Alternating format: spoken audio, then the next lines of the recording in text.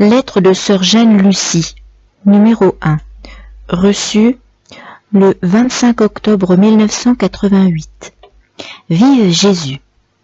Chère Véronique, il n'y avait nulle chance que votre lettre ne soit détruite, car j'ai été heureuse de ce contact repris avec les familles Royer du Hamel. Votre cher grand-père ayant si affectueusement toujours tenu contact avec moi, depuis la mort de votre grand-mère Marie-Louise, déjà, et je pouvais toujours compter sur une lettre de lui au moins une fois par an. Toujours alors, il était heureux de me parler de tous, de ses enfants et petits-enfants, et par lui, il me semblait alors avoir fait connaissance avec chacun.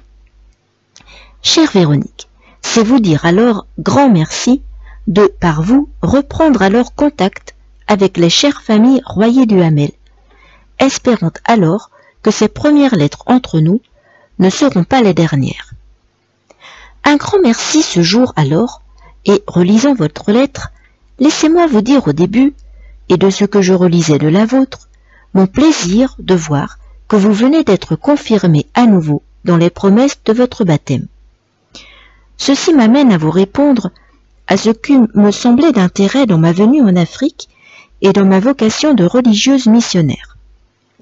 Chère Véronique, ceci est une conséquence de ce baptême que nous avons reçu, de la foi qui a grandi avec les ans. Ne nous est-il pas dit en première ligne de notre catéchisme, pourquoi Dieu nous a-t-il créés?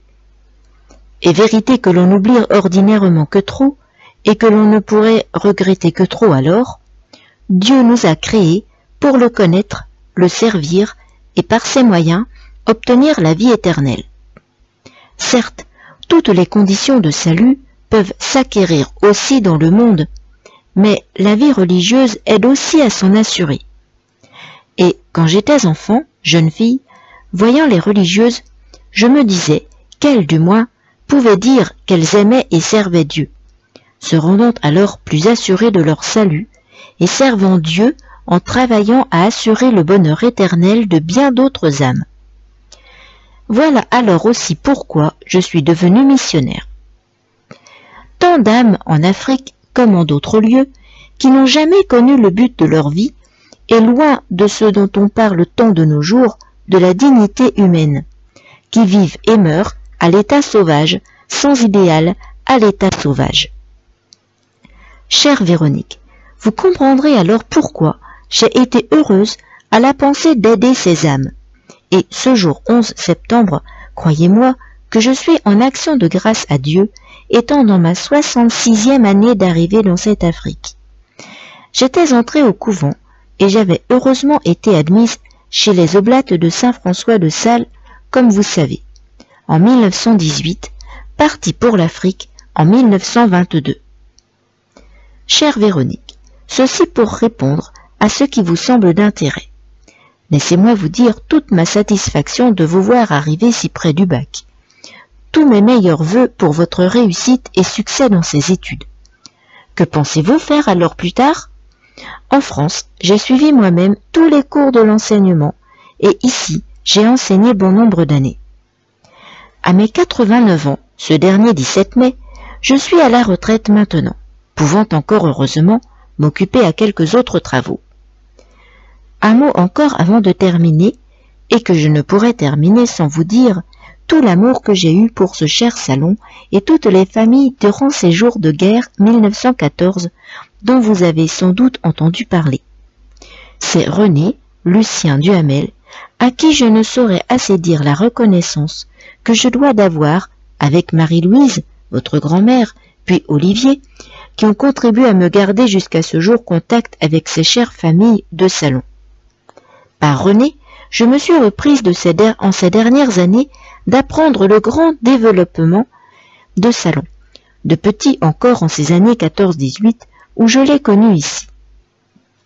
Ici, nous sommes nous-mêmes en mission, un petit village d'environ 1000 habitants, dépendant de Springbok, capitale d'un des districts du pays de Namaqualand, district le plus large de cette Afrique du Sud, aussi large que la France elle-même, mais très peu peuplé, vu la sécheresse continuelle, une moyenne de 5 cm d'eau de pluie par an, mais nous y avons une vingtaine de missions. Un de nos pères oblats de Saint-François de Sales en était évêque, avec de nos pères et sœurs de même dans ces missions. Sans doute savez-vous que l'Afrique du Sud est un pays aussi grand que la France, l'Angleterre, l'Italie, l'Allemagne de l'Ouest et la Hollande réunies.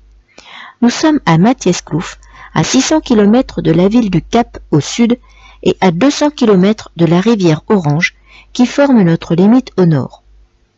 Chère Véronique, si je vous dis que, vers l'ouest, notre diocèse va jusqu'à l'océan Atlantique, vous pourrez un peu nous placer en regardant la carte et l'Afrique du Sud comprenant le Natal, Transvaal, État de l'Orange.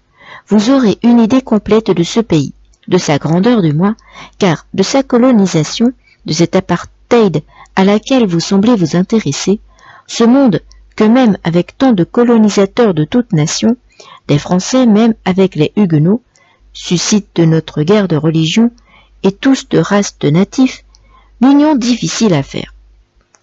Bien chère Véronique, espérant que cette missive écrite en hâte vous prouvera le plaisir que j'ai eu à votre lettre. Pour terminer, j'aurai plaisir, et vous serez reconnaissante, de faire un tour d'horizon de toutes nos familles connues et même inconnues à ce jour, pour leur dire combien de loin je pense toujours à tous et toutes, chaque jour, près de notre Seigneur, suppliant pour tous et toutes ses plus chères bénédictions. Ce sont les vœux que je ferai alors désormais, pour vous encore plus particulièrement, chère Véronique, vous souhaitant du succès en tout. S'il vous plaît, souhait particulier à René, votre chère sœur Jeanne Lucie.